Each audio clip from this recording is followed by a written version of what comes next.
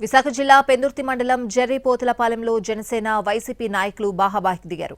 పెదగాడి revenue భూమి కబ్జాకు గురైందని జనసేన నేతలు ఆరోపించారు. భూమిని చూసేందుకు వెళ్లిన వారిని వైసీపీ నేతలు అడ్డుకున్నారు. దీంతో ఇరు వర్గాల మధ్య వాగ్వాదం చోటు చేసుకుంది.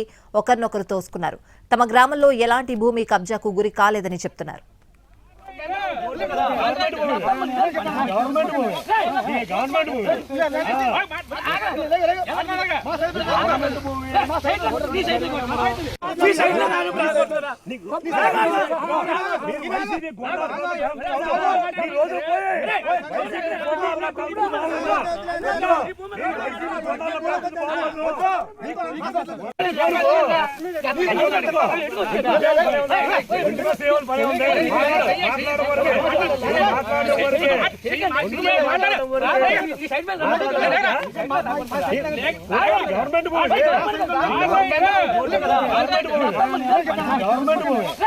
గవర్నమెంట్